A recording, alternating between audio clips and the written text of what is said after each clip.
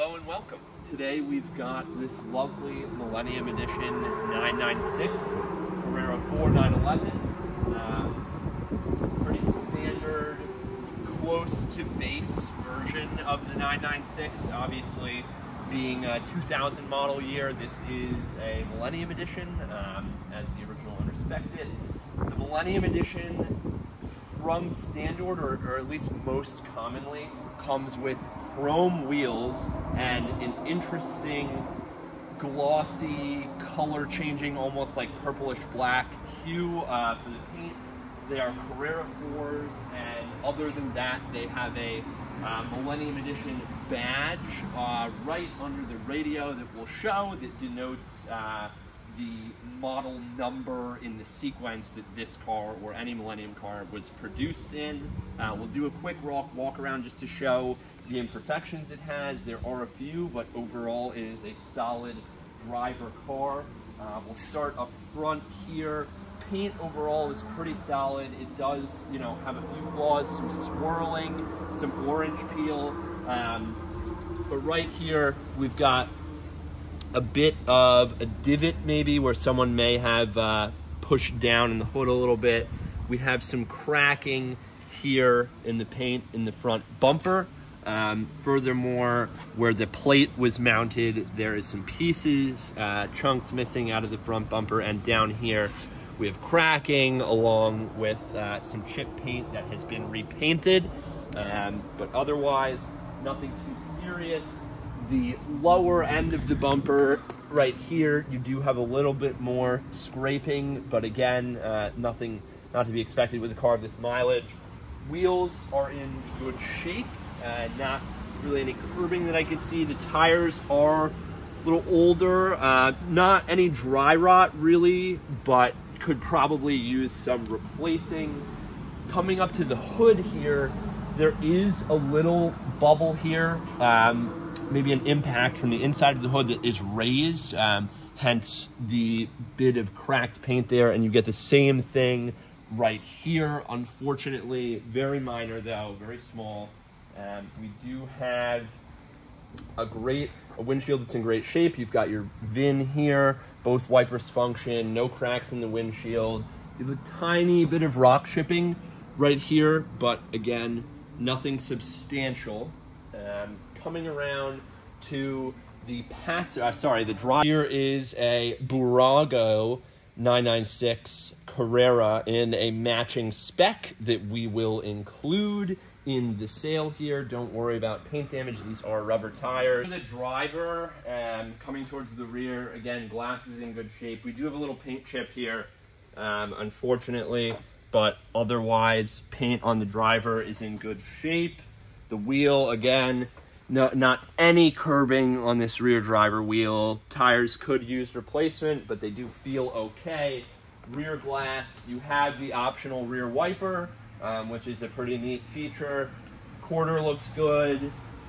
Lower quarter looks good. Tail lights, you generally see very common cracked 996 tail lights. There is not a single crack in these that I can see. Deck lid's in good shape.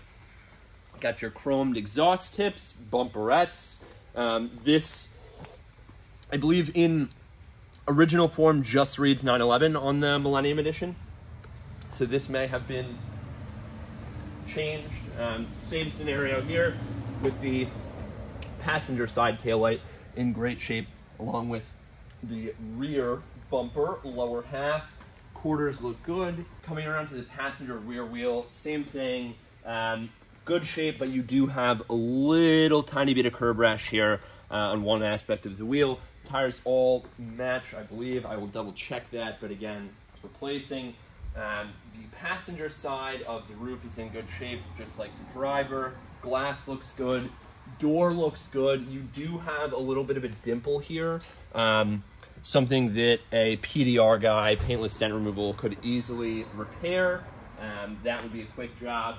Mirrors are in great shape. And then I'd also like to comment, so commonly on 911s, you will see paint start to fade away here due to rock chips thrown up from the front wheel just because of the wider stance. Some people opt for a PPF on this lower quarter here in front of the rear wheel to prevent that, but this doesn't have the PPF, nor does it have any of the rock chipping, even on the lower aero piece here on both sides. That is a lovely thing to have on, mid to high mileage 911.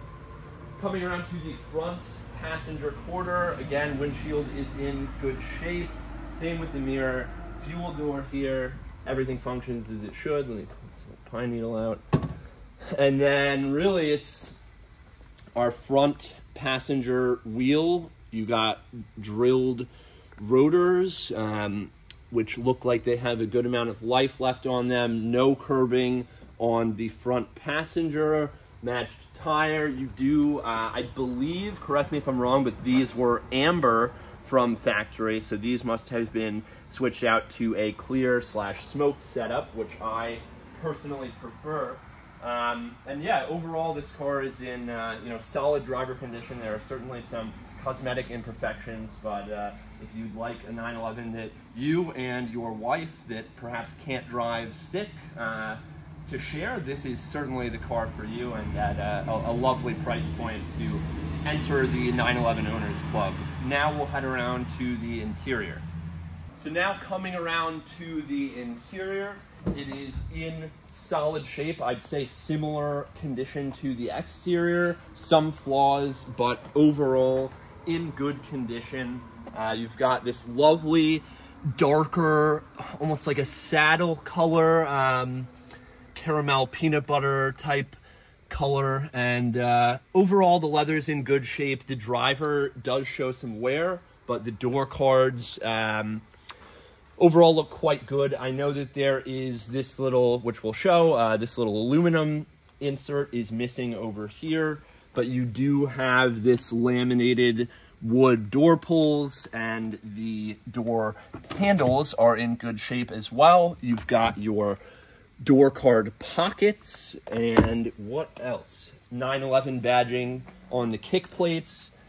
We have here our factory handbooks, maintenance, warranty and customer information, dealer directory. Let's see what this is here. Original thank you letter for being a Porsche customer, registration, and all the other original Porsche factory handbooks. There is no glove compartment since you have your door card pockets. Let's head around to the driver.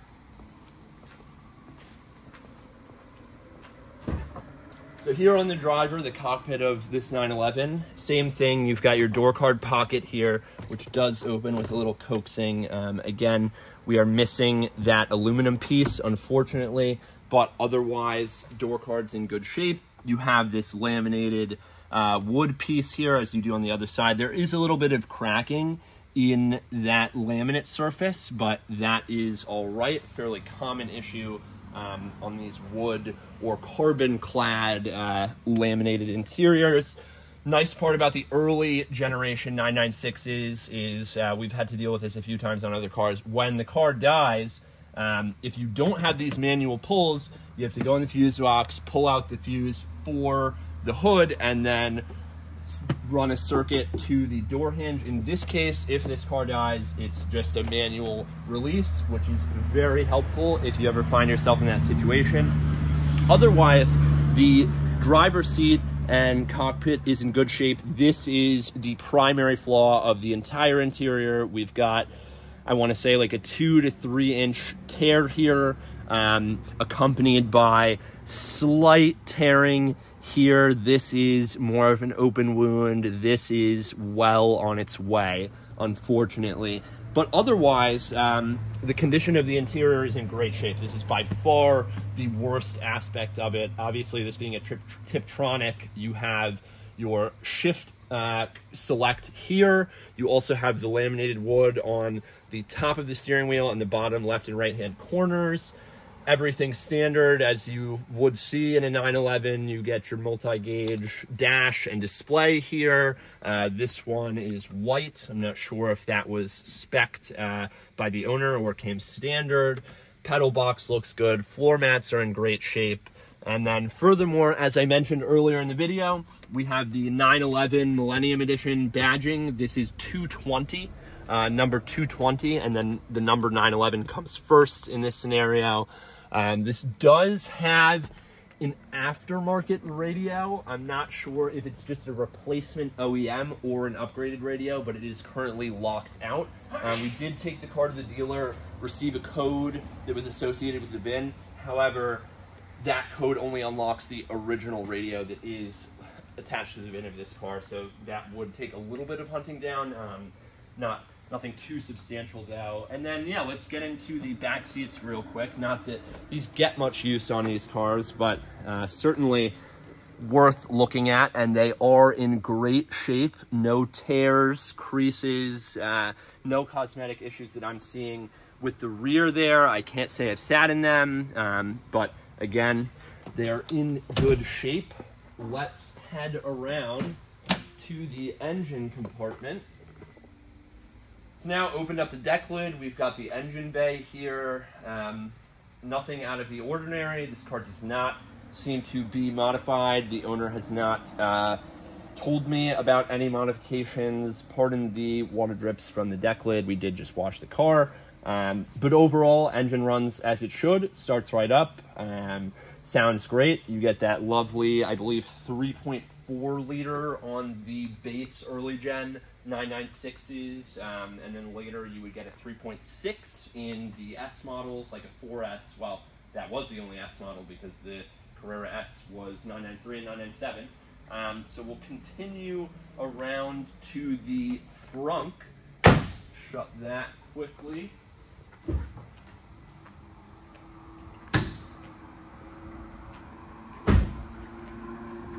Here we are. So, standard frunk, you've got your 6-disc CD changer, battery compartment there. I do see this toggle switch here. I am not entirely sure what that does. I will query the owner as far as that switch's function. You do also have your, I believe, option sticker up here. It's a bit faded, but you can still make out the characters. And then we have spares and such. Well, I'm not going to take it all out, but here are your spares, along with a mild toolkit and jack. And yeah, that will do it for the cosmetic overview, exterior, interior on this 996 Millennium. And we will go out for, sorry, sometimes you have to reset the front switch to close it properly, as you can see. But now we will go for a little drive, do a cold start, etc., and show you what she's like on the road.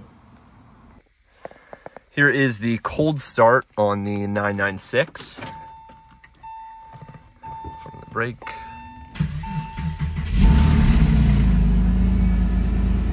So there is this CEL because of the cat.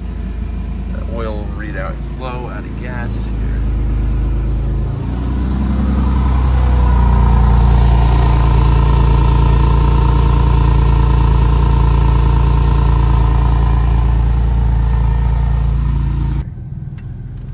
So here we are at the wheel of the 996 Millennium, pulling out of the garage here.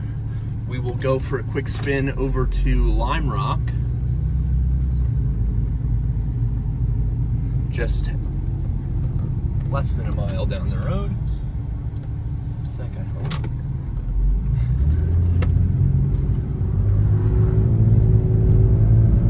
So we did just put new Top Gear imports, Top Gear Racing catalytic converters in. Shifts as it should, up to 40 miles an hour now. We do have a check engine light from the Cats, which is intermittent, but the car functions exactly as it should. The only other mechanical flaw I can think of is there's a slight belt squeal on startup that quickly goes away once you're up to temp. Oil temperature is exactly where it should be when recently started. 5 on throttle, 4 on idle. Here is Lime Rock, just a quarter mile down the road from us. Up to 3,000 RPM there. Taking it to the corner. Corner is great. No need to use the Tiptronic paddles. I am pretty pleased where it holds RPM. Just shifted up into 5th from 4th. And now we can do a little turnaround at Lime Rock Park.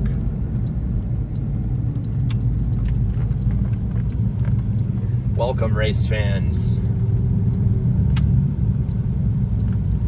Blinkers function, brakes function as they should. As I mentioned, we are locked out of the radio. I prefer the engine note over music anyways.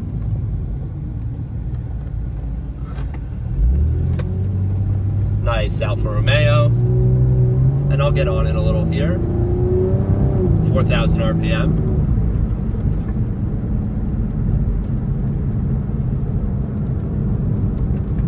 My girlfriend and women are a fan of this car because they can drive it, especially women of my generation. That, you know, it's very uncommon to find a girl that drives manual, that's a member of Gen Z. Even men, fairly rare to find a sub 30-year-old that can bang through gears.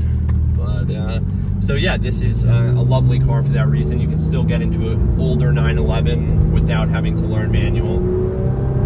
There is 5,000 RPM, 5,500, just incredible.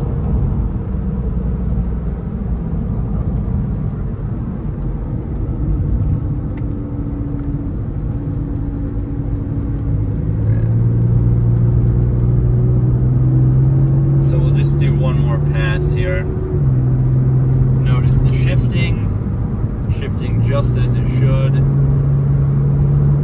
Here's a downshift because I gave it more throttle, up to 4,000, and we will turn, give it some good braking here. The other Lime Rock entrance is here as well. And then we'll do one more acceleration.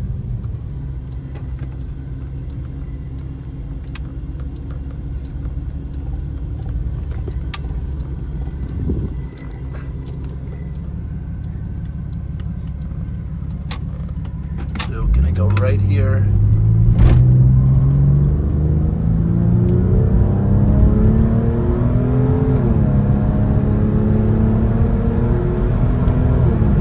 Lovely. And here we are.